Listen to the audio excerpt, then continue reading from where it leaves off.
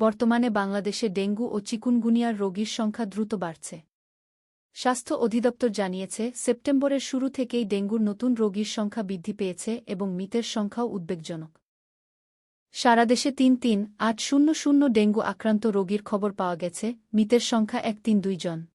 ঢাকা সাধারণ হাসপাতালগুলোতে, বিশেষ করে ঢাকার মেডিকেল কলেজ হাসপাতালে রোগীর চাহিদা ধারণক্ষমতার তুলনায় অনেক বেশি। চট্টগ্রামে চিকুনগুনিয়া প্রায় ৩,০০০ জনে পৌঁছেছে এই বছর। ধাক্কাধাক্কি রোগ শনাক্তের হার কিছু পরীক্ষাগারে ৩-০ এরও বেশি। হাসপাতালে শয্যার অভাব, প্রয়োজনীয় ওষুধ, ফেনে ব্যবস্থা ও ডাক্তার নার্সদের বেশি কাজের চাপ। জনসচেতনতার অভাব, বিশেষ করে পাড়ায় পাড়ায় জল জমে থাকা কিছু স্থান শনাক্ত করা হচ্ছে না যেখানে মশা বাড়তে পারে। মশা নিয়ন্ত্রণে সরকারি উদ্যোগ আছে, তবে দ্রুত ও ব্যাপক কার্যকর ব্যবস্থা প্রয়োজন। স্থানীয় প্রশাসন পরিষ্কার পরিচ্ছন্নতার কাজ বাড়াচ্ছে, জলাবদ্ধস্থান মুছে ফেলা হচ্ছে।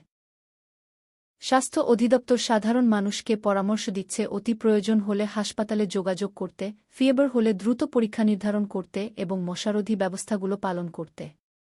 প্রয়োজনীয় ওষুধ ও ইনসেকটিসাইড সরবরাহ বাড়ানো হচ্ছে এবং হাসপাতালগুলোকে অতিরিক্ত প্রস্তুতি নিতে বলা হয়েছে। জনসাধারণকে সচেতন হতে হবে, বাড়ি ও আশপাশের পানি জমে থাকলে দ্রুত ফেলা, মশার ওয়ার্ল্ড ভর্তি স্থানগুলো তদারকি। বাচ্চা, বয়স্ক ও গর্ভবতী মহিলাদের বিশেষভাবে সতর্ক থাকতে হবে। মাত্রায় হলে স্বাস্থ্যকেন্দ্রে যোগাযোগ করুন, নিজে চিকিৎসা পুরোদমে করুন। সরকার আশা করছে, যদি জনসচেতনতা ও প্রশাসনিক প্রচেষ্টা মিলিতভাবে কাজে নেমে আসে, তবে এই রোগের নতুন প্রাদুর্ভাব সীমিত